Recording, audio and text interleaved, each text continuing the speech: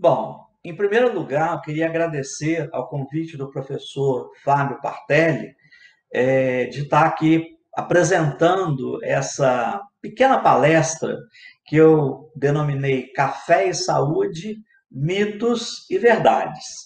Na verdade, a gente sabe que mitos e verdades, eles estão incluídos em praticamente sobre tudo que a gente fala como alimentação. É muito difícil você falar num alimento, numa fruta, por exemplo, manga, abacate, em que alguém não vai te falar que isso é maravilhoso, faz muito bem, ou outro fala, nossa, manga com leite, por exemplo, é um veneno para mim, isso não funciona. Na verdade, toda a alimentação tem uma parte, a gente precisa enxergar a alimentação sob duas vertentes. Uma que é a vertente da nutrição propriamente dita, né? Nós comemos para nos alimentar de proteínas, de sais minerais, de vitaminas, etc.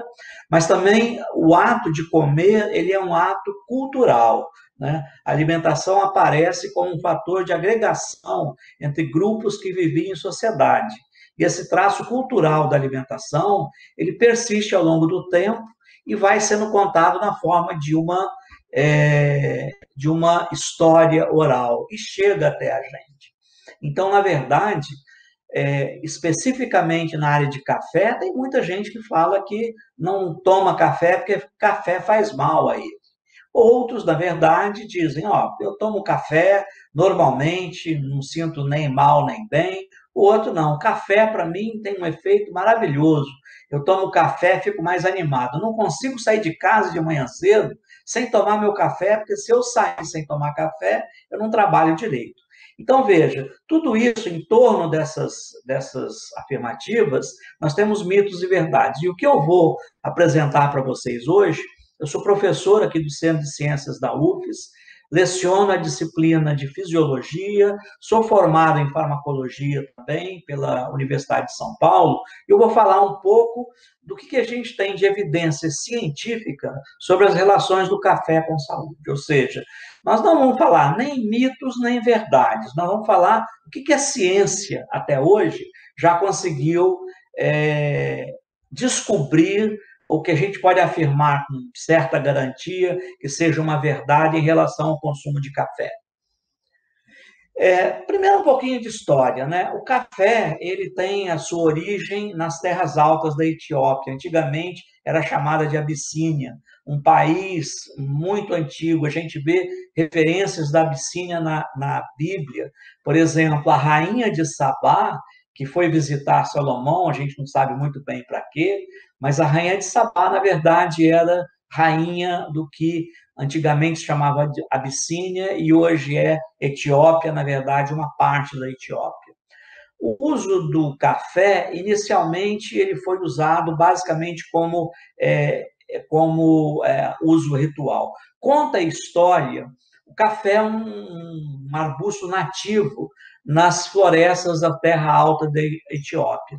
A história diz que existiam monges que notavam que na época que os grãos de café caíam, o café, na verdade, o café nativo, é um arbusto relativamente alto, na verdade, ele chega a atingir 4 até 7 metros de altura, porque ele cresce dentro das florestas da Abissínia.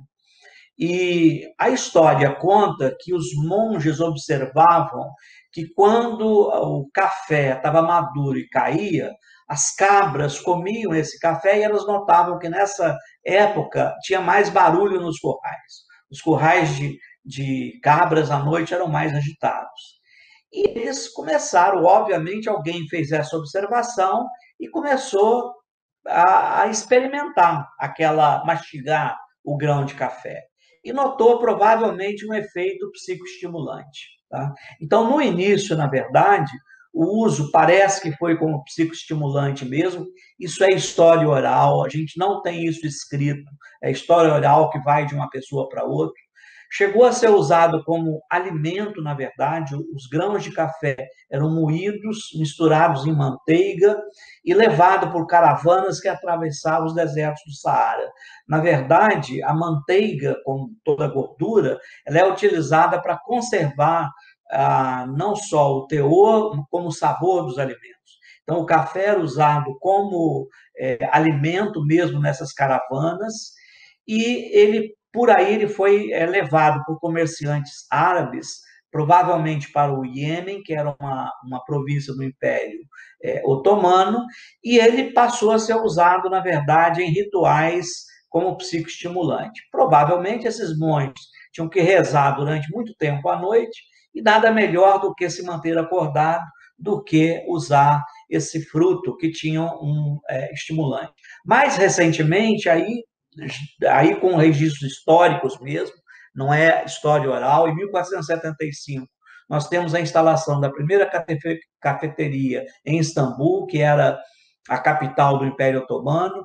Em 1625, a história da primeira cafeteria em Veneza. Então, veja, nessa época aí, os comerciantes venezianos, eles faziam todo o tráfico de mercadorias com o Oriente através de Constantinopla.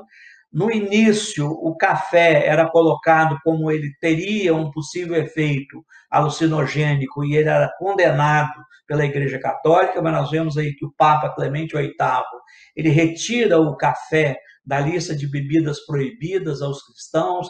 Na verdade, nessa época, o álcool, bebidas destiladas também eram proibidas. Conta a história, então, que existe a cantata do café, por exemplo, escrita por Bach. Na verdade, esse tom alegre e jovial dessa cantata se deveria aos efeitos estimulantes do café. Em 1821, nós temos o isolamento da cafeína como principal, ou um dos principais componentes químicos dos grãos de café, e a cafeína, na verdade, é o fator estimulante que produziria esses efeitos psicoestimulantes do café. No século VIII, XVIII e XIX, o café se espalha pelo mundo e hoje é a bebida praticamente consumida por milhões de pessoas em todos os continentes. Em 1884, como eu consegui na internet essa gravura aqui, tem instalada a primeira máquina de fazer café, que passa a usar o vapor e não a efusão em água. Na verdade, todo o histórico do preparo do café, como nós tomamos hoje, ele tem todo um histórico, quando ele passou a ser torrado, quando ele passou a ser moído, como ele passou a ser coado, ou, por exemplo, usado inicialmente, como até hoje ainda é muito comum na Turquia, o pó é misturado à água e a pessoa, na verdade, toma aquele pó misturado em água. Nós quase não fazemos, esse é chamado café turco. A filtragem do café ele foi introduzido mais ou menos no século XVI pelos italianos, e aí a máquina de fazer café que passou a ser inventada em 1884 em Turim. Né? Em 1940, então, os Estados Unidos já eram o maior importador mundial de café. E aí ocorre uma coisa muito interessante que eu preciso falar aqui de saúde. Em 1958, saiu nos Estados Unidos um artigo científico numa das principais revistas de medicina do mundo, que é o New England Journal of Medicine, mostrando que o consumo de café estaria associado a um risco maior de infarto. Realmente, nesse artigo, dizia o seguinte, que as pessoas que consomem 3 ou mais xícaras de café por dia, a xícara, na verdade, em nutrição, é um volume equivalente a 200 mililitros, ou seja, os consumidores de 3 ou mais xícaras de café, eles tinham maior risco de infartar. E passa a ter esse artigo tem uma repercussão muito grande, porque nessa época o consumo de café nos Estados Unidos era muito grande, como em outras partes do mundo, e o café, então, passa a ser visto como um vilão. O café faz mal à saúde e passa a ser desaconselhado para cardíacos. Na verdade, se nós vamos olhar o original desse artigo, tem essa frase lá, que o uso regular de café, principalmente em quantidades maiores, era desaconselhável por todas as pessoas que tinham qualquer problema do aparelho cardiovascular, incluindo hipertensão arterial. Bom, em 1963, o que se verifica? Que, na verdade, houve uma falha nesse artigo. Foi verificado que o risco do infarto aumentava porque os consumidores de café também eram mais fumantes. Quando se eliminou o efeito do café, verificou-se que o café, aí dividiu-se os consumidores de café que consumiam e que não consumiam cigarro, e que o efeito do café nos indivíduos que não fumavam, na verdade, era um pequeno efeito benéfico, uma redução do risco de infarto. E isso, então, passa a reabilitar o café, mas, digamos, aquele traço ruim do café tinha sido colocado na mídia, e a gente sabe como essas coisas se espalham, café faz mal à saúde, e isso produziu uma redução do consumo de café nos Estados Unidos, que só voltou a crescer a partir de meados dos anos 70, com sérias consequências para o mercado mundial de café. Em 1990, o café passou a ser a bebida mais consumida do mundo, ultrapassando o chá. Eu coloquei aí o logo da Starbucks Coffee, que, na verdade, é uma franquia de cafeteria espalhada hoje pelo mundo inteiro, mostrando a força do café como bebida no mundo todo. Mas aí vem a pergunta, o café faz mal para a saúde mesmo ou não? Nós já vimos que isso foi originado inicialmente por uma confusão na esfera científica. Mas tem pessoas que ainda acreditam que o café possa fazer mal à saúde. E o que é importante a gente analisar é quando a ciência se faz essa pergunta, se o café faz mal para a saúde, ela não quer encontrar uma resposta para um indivíduo. Ela quer encontrar uma resposta que seja válida para a maioria das pessoas. A ciência trabalha assim, ela trabalha com fatores médios e não individuais.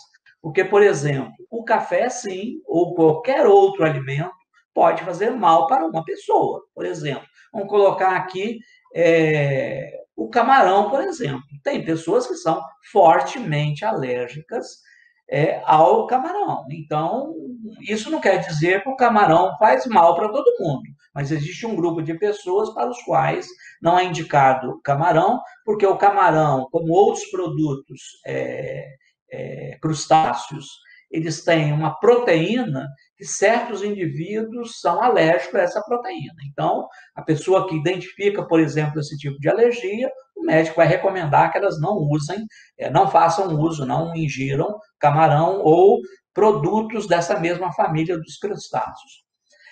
Esse tipo de estudo, em geral, ele é feito em estudos chamados observacionais. Ou seja, você não faz uma intervenção, vai dar café para um e não dar café para outro para ver o efeito. Por quê? Porque esses efeitos, em geral, você só vai observar em estudos de longa duração. São chamados os estudos de coorte.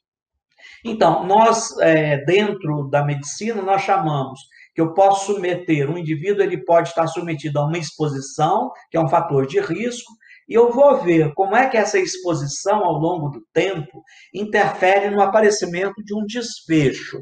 O fator de exposição, em geral, pode ser um fator de risco, e a doença pode ser um desfecho.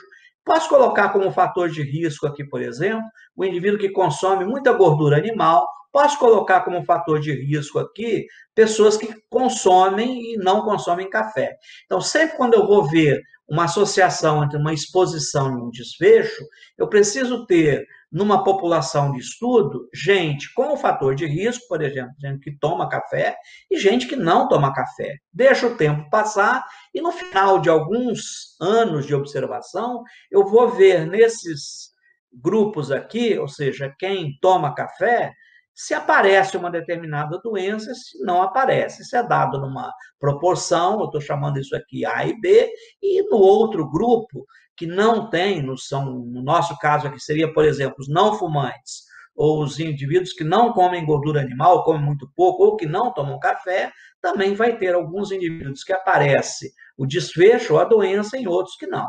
Então, esse é o modelo que a ciência usa para responder a uma pergunta aparentemente simples: se café faz mal à saúde. Então, eu estou colocando aqui um exemplo numérico, né? Vejam que eu tenho fórmulas aqui, a probabilidade de ocorrer doença nesse grupo aqui com o fator de risco, eu estou chamando P1, sem o fator de risco de P2, e no final, se 1 sobre P2, se a probabilidade de aparecer doença aqui, P1, e a probabilidade de fazer doença aqui é igual, eu digo que não existe efeito. Ou se for muito próximo de 1, não tem efeito. Se P1 for maior do que P2, o fator de risco aqui aumenta a probabilidade de ocorrer a doença. Eu falo que ele é um fator de risco mesmo. Se P1 for menor do que P2, ou seja, se o fator que eu estou chamando inicialmente de fator de risco diminui a probabilidade da doença, eu vou usar agora um novo termo aqui, que é um fator de proteção. Então, só vou dar um exemplo numérico aqui para que todos entendam como isso funciona. Por exemplo, nós temos um estudo aqui no qual a gente participa aqui no Espírito Santo, é um estudo, depois vou explicar melhor, que é o ELSA Brasil, Estudo Longitudinal de Saúde do Adulto. Por exemplo, se eu tenho 13.200 participantes nesse estudo, são adultos, nós temos lá mais ou menos umas 2.500 pessoas que não consomem café. Então, eles foram investigados em 2008 a 2010 e tem um questionário lá, hábitos alimentares. Nós investigamos o hábito alimentar de 140 produtos nesse grupo de coorte aqui. E nós temos mais ou menos, aproximadamente, umas 2.500 pessoas, desculpe, que responderam que não consomem café. E o resto consome, por exemplo, uma ou mais xícaras por dia, cerca de 10.000 pessoas. Então, eu posso ver aqui, por exemplo, um desfecho que foi estudado no ELSA aqui, é intolerância à glicose. Intolerância à glicose é quase como os indivíduos que são intolerantes à glicose, a gente pode dizer que eles têm o pré-diabetes. Então, digamos, se os números fossem esses, 300 aqui ao longo de 9 anos de segmento, 300 apareceram com intolerância à glicose nesse grupo, e 2.200 não. Então, P1 aqui seria 300 por 2.200, 0,13, 13,6%, e vou para o outro grupo agora, os que tomam café. 700 tem intolerância à glicose, é mais. Mas aqui tem muito mais gente do que aqui, e 9.300 não. Então, quando eu faço a minha continha aqui, 700 por 9.300 dá 0,075, 7,5. Opa, se eu faço P2 sobre P1, eu tenho 0,55, então a minha razão aqui, P2, P1, daria 0,45, ou seja, eu teria uma proteção, se fosse 1, seria igual, proteção ou risco 0 em 1. Se eu tenho 0,55, eu teria uma proteção de 45%.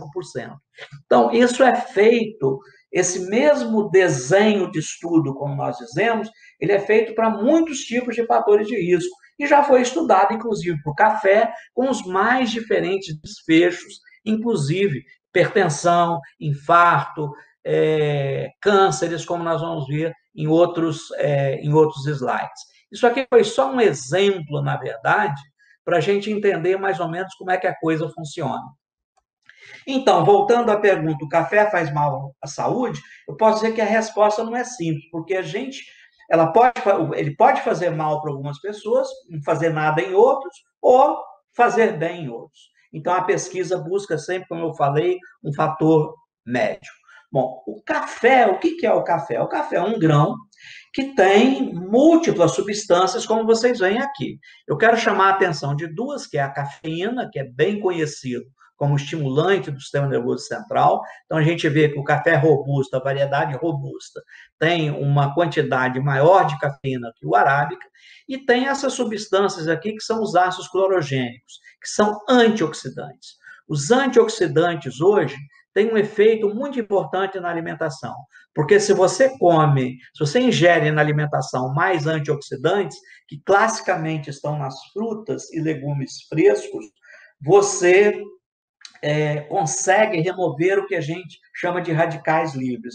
Os radicais livres, na verdade, eles estão envolvidos numa série de processos no envelhecimento e no aparecimento de doenças crônico-degenerativas. Então, parte dos efeitos benéficos do café podem estar vinculados à presença desses fatores aqui, que eu estou chamando aqui dos antioxidantes, basicamente os ácidos clorogênicos. Aqui está a molécula de cafeína. A cafeína é uma substância que, quando ingerida, ela é rapidamente absorvida no trato gastrointestinal. É uma substância existente no café e também em outros vegetais. E é utilizada até em alguns medicamentos. Talvez os mais antigos aqui que estejam me ouvindo se lembrem de um remédio que existia, a cafeaspirina. A cafeaspirina, na verdade, era uma mistura de cafeína com ácido acetil salicílico. E a aspirina, na verdade. Isso era muito usado para dores de cabeça, cólicas, etc., porque a cafeína tem efeitos importantes aqui na esfera, por exemplo, de combate à dor e de estimulação do sistema nervoso central. Mas uma vez ingerida, ela se distribui no organismo muito bem, incluindo o sistema nervoso. Ela é um inibidor de uma enzima chamada fosfodiesterase, por isso que ela acelera os batimentos cardíacos. É muito comum em pessoas que tomam café sentir que o coração acelera, porque a cafeína inibe essa enzima e essa enzima acelera, essa enzima produz a inibição dessa enzima, faz com que sejam produzidas substâncias que aceleram o coração. Isso é variável de pessoas a pessoa. Tem pessoas que esse efeito é maior do que outros, porque a mediação é através de uma outra substância chamada adenosina. Então, a absorção, se eu faço uma dose de 100 miligramas de café, que é geralmente o que existe numa xícara de café, 200 mililitros de café, em média, tem 100 miligramas de cafeína. Ela é absorvida rapidamente no estômago, em 1 a 2 horas tem o pico. Agora, vejam bem, que eu quero chamar a atenção aqui. A meia-vida é o tempo, a metade do tempo que leva para essa substância ser eliminada, ser metabolizada no fígado e eliminada no rim. Tá? Então, veja, tem pessoas que eliminam rápido, tem pessoas que demoram para caramba.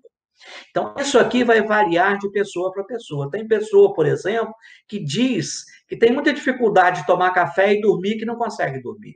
Por quê? Porque ele tem um sistema enzimático no fígado que inativa a cafeína mais lento. Então, a cafeína permanece na circulação por mais tempo e, como a cafeína tem um efeito estimulante sobre o sistema nervoso central, essas pessoas são mais sensíveis. Então, tem pessoas, sim, que a gente tem que orientar, que elas, por exemplo, a partir de 4, 5 horas da tarde, se elas querem dormir adequadamente, elas precisam evitar tomar café. Então, isso é o individual, não é o para todo mundo. A maior parte das pessoas metaboliza a cafeína como outras substâncias desse grupo, são as xantinas, que a gente também tem no chocolate, mais rapidamente. E essas pessoas, então, tomam café, mas na hora de dormir, a cafeína já desapareceu do organismo e não vai aparecer mais o efeito sobre o sono. Os efeitos agudos da cafeína, principalmente aqui, ó, ele aumenta o estado de alerta, ou seja, dificulta o sono, aumenta a tolerância ao esforço físico e mental, por isso que o doping, a cafeína é usada em doping, infelizmente, overdose de cafeína pode matar indivíduos pelo doping e tem um efeito antidepressivo, porque a cafeína no sistema nervoso central aumenta os níveis de serotonina. Vários medicamentos antidepressivos são muito utilizados, eles têm essa mesma função, de aumentar os níveis de serotonina no sistema nervoso. Isso são os efeitos agudos. Os efeitos crônicos, eu estou colocando aqui uso moderado, não é aquele indivíduo que vai tomar 10 médias, 1 litro de café por dia. O consumo moderado é chamado o indivíduo que consome até 3 xícaras de café por dia, equivalente a 300 miligramas de cafeína.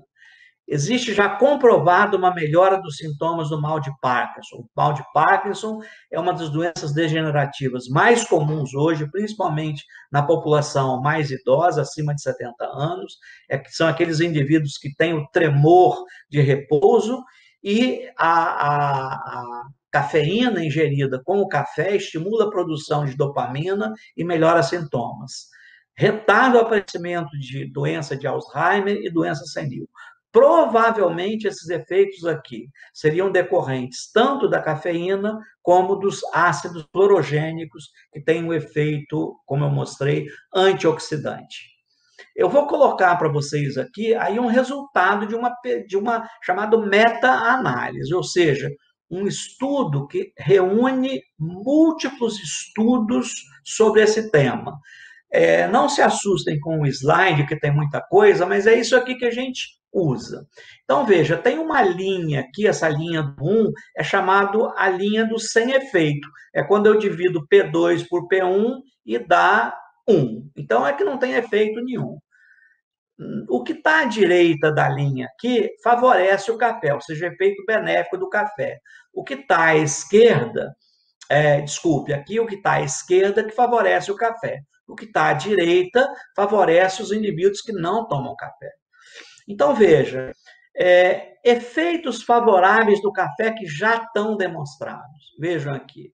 Reduz a incidência de diabetes. E é um efeito bem importante. Reduz, por exemplo, câncer de fígado.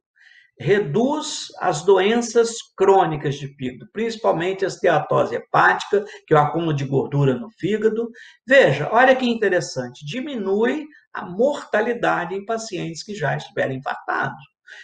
Diminui os sintomas do mal da doença de Parkinson e assim por diante. Então, veja que para algumas situações aqui já tem demonstrado um efeito benéfico do café, uns mais, outros menos. Eu chamo a atenção aqui para o diabetes tipo 2 e para as doenças hepáticas e para a melhoria do mal de Parkinson.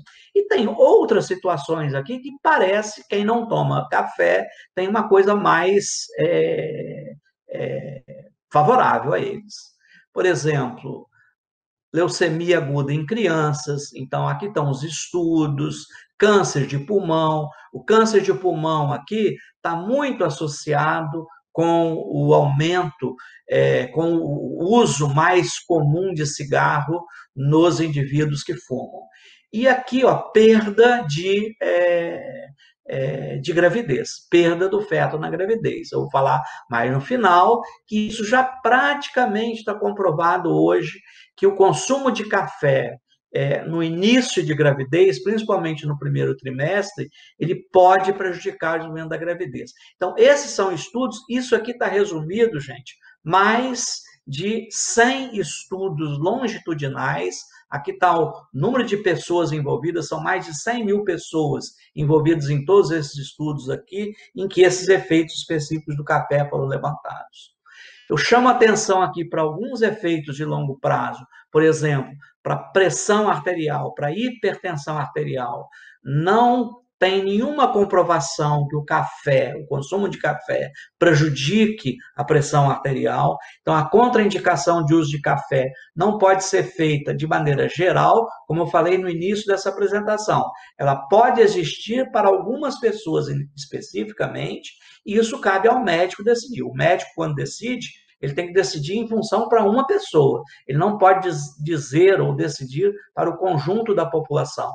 Os efeitos na gravidez, como eu falei, são já bastante conhecidos e, aparentemente, não existe efeito favorável aqui, por exemplo,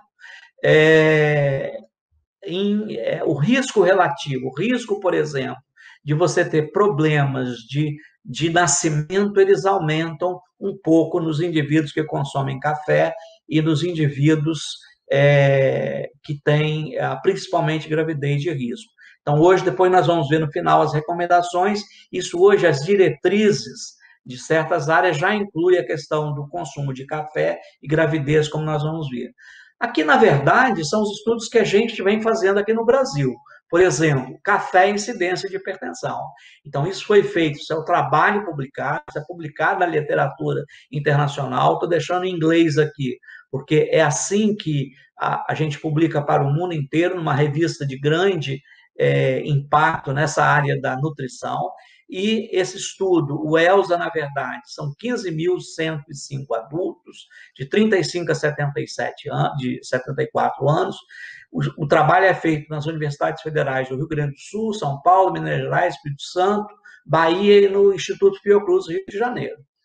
Os indivíduos vêm sendo acompanhados desde 2008. O que nós encontramos, na verdade, nesses participantes, nos indivíduos que têm o hábito de ingerir de 1 a 3 xícaras de café por dia, tiveram 18% menos risco de desenvolver hipertensão ao longo de 4 anos de acompanhamento. Esse efeito não ocorreu dos fumantes. Então, veja, quando a gente analisa efeitos de café, tem que sempre dividir entre fumantes e não fumantes, porque o fumo, na verdade, o que, que ele tem? Parece que ele bloqueia alguns dos efeitos benéficos do café e, ao contrário, ele otimiza, ele aumenta os efeitos, os possíveis efeitos maléficos do café. Então, hoje, por exemplo, isso é um dado novo, porque até muito recentemente não existia evidência científica que o uso regular e moderado de café poderia prevenir o desenvolvimento da hipertensão. Os efeitos mais interessantes que nós vimos são para diabetes. Então, tanto na intolerância à glicose, e aqui tem um efeito de intensidade, entre os que não consomem, que seria o 1 aqui, entre os que consomem até uma xícara, de 1 a 3 xícaras, ou um pouco mais de 3 xícaras por dia. Tá? Então, nitidamente melhora, ó, aqui é intolerância à glicose, melhora a intolerância à glicose e diminui a incidência de diabetes. O que é isso aí, melhorar a intolerância à glicose?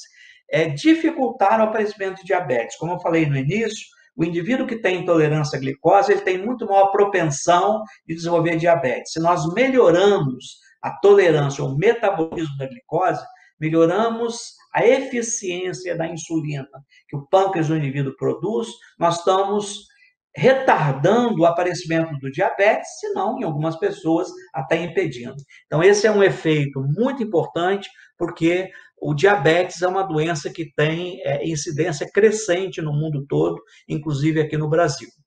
Então, as conclusões que nós podemos chegar aqui, primeiro, que o café é uma planta complexa, ela tem mais de 1.000 componentes químicos nos grãos. A composição química do grão depende de vários fatores, da variedade, do solo, da manipulação pós-colheita, etc. É um produto tão sutil como é a uva, por exemplo, a gente vê a enorme variedade de vinhos que a uva produz, e hoje nós estamos vendo isso também no café, porque inclusive a torra pode modificar algum desses componentes de forma importante, alterando as propriedades de cheiro, organolépticas, de cor, etc., e também os efeitos sobre a saúde. O uso moderado de café, até 3 xícaras de café, ou 150 a 200 miligramas de cafeína equivalente, praticamente não traz problemas para a saúde para a maioria das pessoas. Algumas das pessoas são, sim, mais sensíveis aos efeitos psicoestimulantes da cafeína, porque essas pessoas têm um metabolismo mais lento no fígado. Então, isso é importante, porque essas pessoas elas precisam ser orientadas que o uso do café, para elas, precisa ser feito de maneira talvez um pouco diferente da maioria das pessoas. O uso moderado de café, primeiro, ele melhora o humor, então ele combate a depressão, ele melhora o metabolismo da glicose e seguramente previne. Isso a gente tem já evidência de muitos estudos, inclusive do efeito do estudo ELSA, Estudo Longitudinal de Saúde do Adulto, que é feito aqui no Brasil, incluindo um grupo desse do ELSA, nós coordenamos aqui na UFES, aqui em Vitória. Então, ele melhora os sintomas de Parkinson e retarda os 2 tipos mais frequentes de doença de demência que nós temos, que é a demência senil e a doença de Alzheimer, que apesar de serem semelhantes, na verdade, tem diferenças importantes entre elas. Então, o uso moderado de café tem esses efeitos benéficos para a saúde. Qual o cuidado especial? É a questão da gravidez, como eu falei.